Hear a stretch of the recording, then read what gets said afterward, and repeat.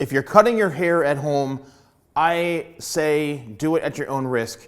But I'm gonna go over today a couple of tips and must-know things that are going to help you understand hair cutting. Now, I've been a hairstylist for over 30 years.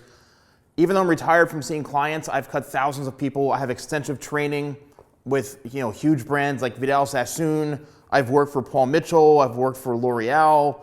I've won hair competitions. So I have extensive training on hair cutting. From watching a haircut video, that can't, in one video of mine, that's not gonna help you cut hair like someone who's been doing hair for 30 years. And I know a lot of you watch my videos and you do these haircuts at people at home, whether it's your husband or your wife or their son, whatever it is, and I appreciate that. And many of you have expressed to me that you have gone to professional barbers or stylists and they can't even get it right. And I understand that. I totally understand that. I've seen it firsthand from other professionals and I'm like, oof, they need some help on that one. But I'm gonna share some things today that help you understand, hair cutting. All right, so say you're cutting, someone who's got shorter hair, and let's just say in the back of the head they have a swirl or a cowlick. The one thing you have to understand is that the swirl or the cowlick likes to grow in a different direction all around. And that's what's causing the hair to kind of just split apart because it's growing in all sorts of different directions very aggressively. So, it may look like it's just one big hole here. The best way to get that hair to lay down is to really look up close and make sure you're seeing the actual direction of where that cowlick is going, right? Or that swirl. Because if you start to go against it, look immediately what happened. The hair sticks straight up. So now if I go the opposite way and I go downwards like this, look what happened in 2 seconds. The hair lays flat. So if you're someone who is attempting to cut your hair at home, make sure if you want to have some length on top and your hair is always sticking up, and look, even if you're a hair professional watching this, you should know this, but when you comb the hair and cut the hair the way it grows, AKA, I'm leaving this a little bit longer like that. I want to leave it that length, and I'm going to comb this down in that direction. You're going to get the hair to lay flatter. Okay, so that's the one thing is, and then if the hair grows over, say, this way, when you cut it, right, you're going to cut it like so, and then you're going to comb it in that direction. And boom, there we go. Now we've controlled that. You can see it right there. We've controlled that swirl, that cowlick, just like that. Now that's one thing. The next thing is if you go too short in that area, it's going to stick up regardless because you cut it so short that the hair isn't long enough for it to lay flat on the head. If your main priority is to have hair in a certain area lay flat to the hair needs to have some length to it. This hair, I would say, is about 2 inches long. Now, that may seem like a lot to some people as far as this goes, but watch this. Because the hair is that long, I can comb it down and keep it down like that. So make sure you have some hair length if that is one of your biggest priorities, is keeping that hair from sticking straight up. Have the hair longer to weigh it down. Now, here's the other thing. If you do have a swirl or a cowlick, and no matter what you do, you just, I can't stand this. Maybe it's time to change up your hairstyle to where you actually incorporate this into the style, meaning that maybe you start to kind of work your hair forward, but everything around that hairstyle now is textured and full of kind of a more spiked up type of look. And as you can see now, I've incorporated that style into the rest of the shape. And you may need to then go a little bit shorter, right? And then maybe you start to spike everything up like this, and then look, within seconds, now you've got a more spiked, textured haircut, which this will look different if it was fully dry and then adding some product, it would be a little more textured. But if you want to have a little more of a modern, edgy hairstyle, then maybe all you have to do is literally just work the cowlick or the spiked up area into the rest. Problem solved. Instead of trying to spend so much time matting it down and you want to have a different hairstyle, then incorporate it into the style. All right, next thing.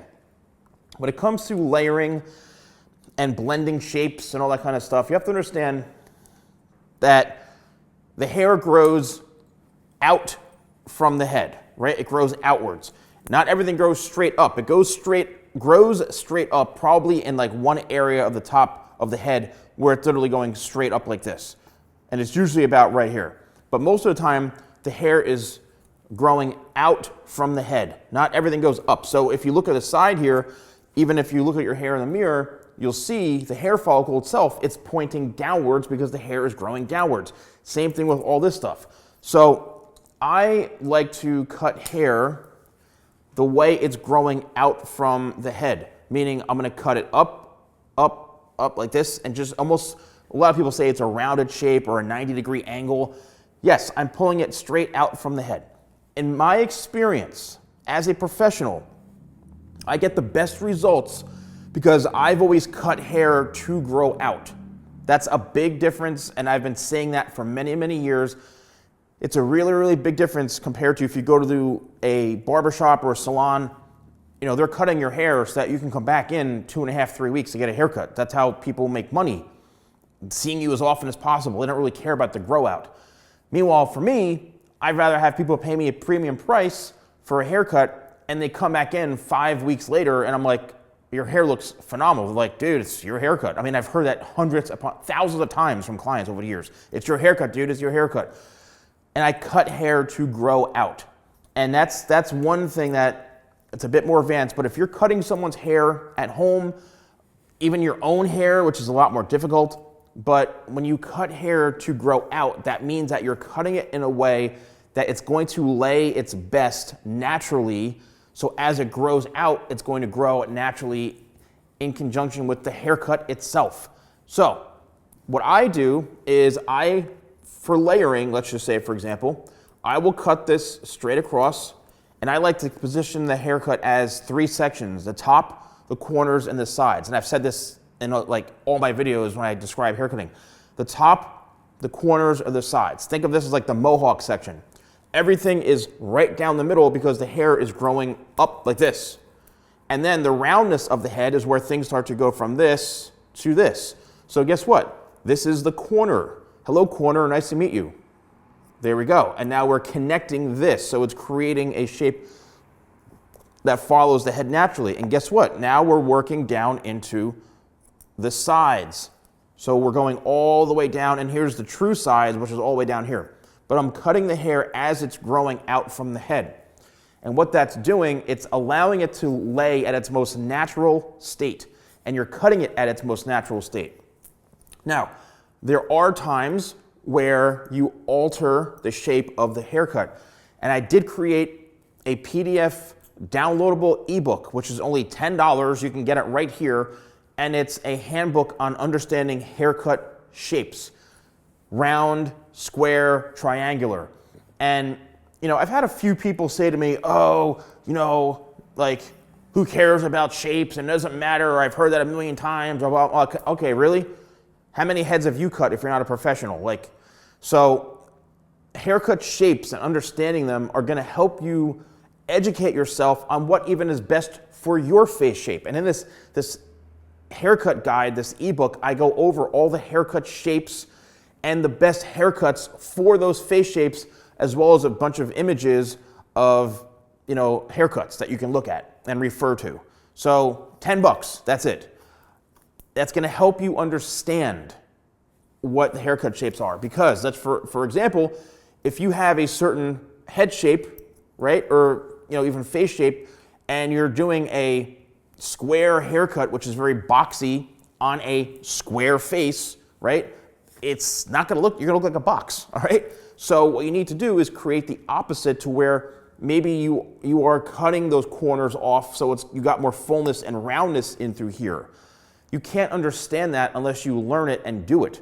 So where the haircut shapes come into play is when you're trying to alter the shape of a haircut, camouflage something on your face shape or someone else's face shape, and you're trying to alter the way the hair is cut in different angles.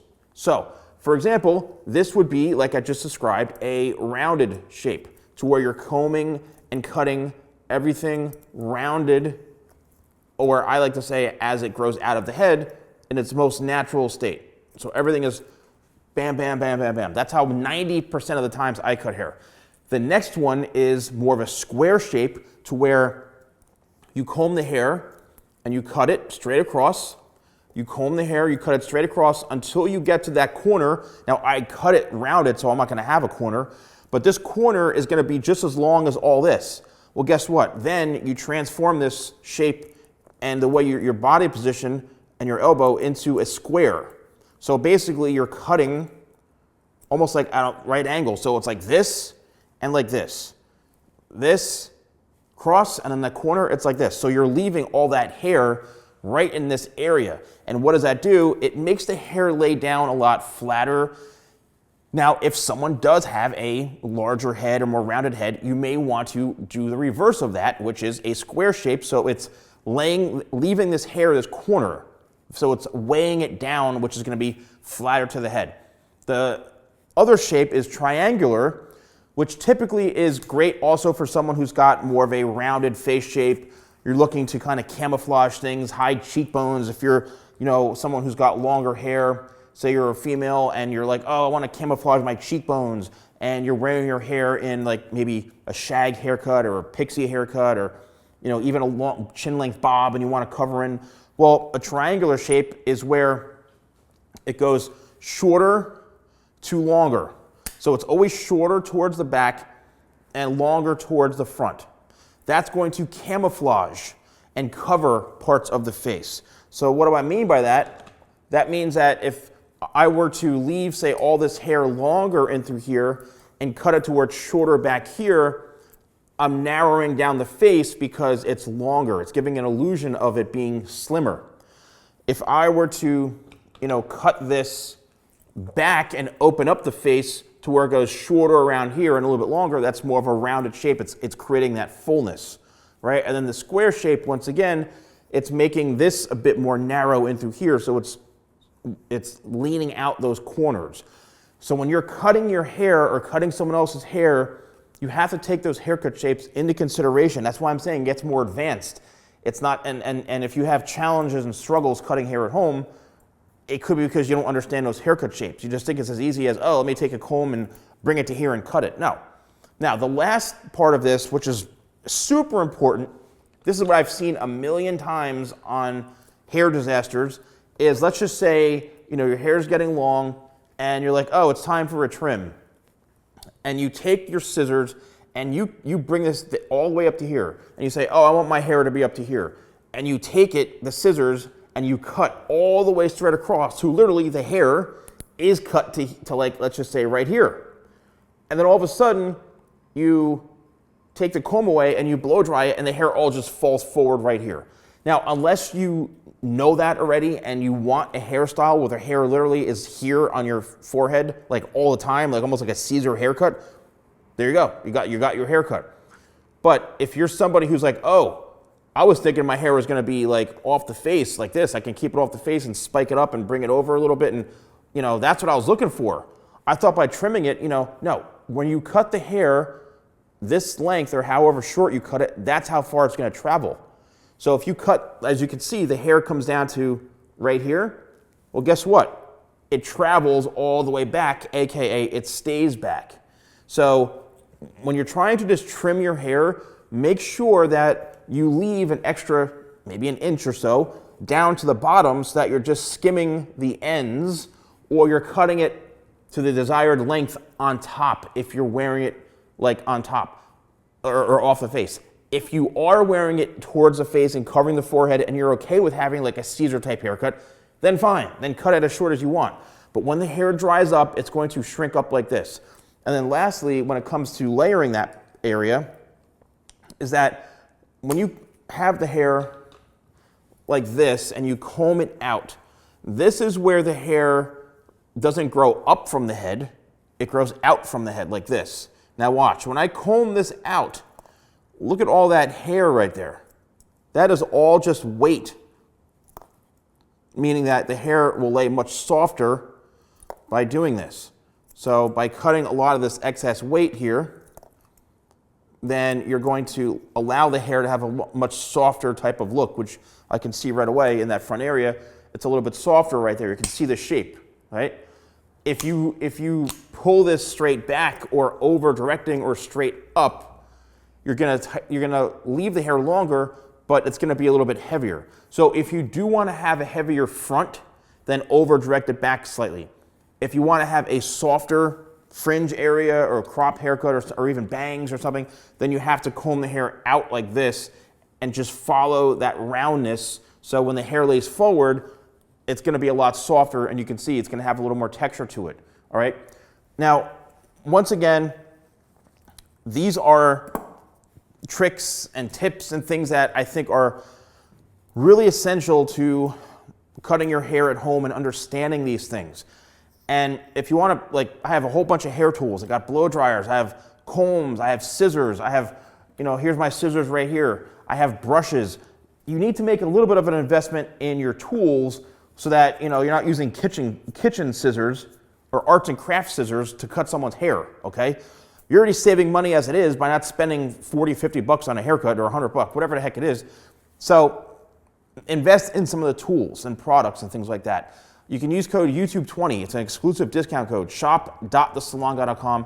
And if you want to have a better understanding of haircut shapes, like I mentioned, I have these downloadable PDF ebooks. They're only $10 each, and it explains the haircut shapes so that you understand the haircut shapes. It's got hair tips, and it's a really great value. It's 10 bucks, and you can download them right here, all right? So thank you all so much for watching. Let me know if you found this video helpful. Let me know if you are cutting hair at home, if you're cutting someone else's hair at home, if you're a professional. This information is valuable across the board, but I really want to help you, especially if you're doing these types of haircuts at home for people, because I know a lot of you watch my videos do that. So thank you so much for watching. I'll see you soon.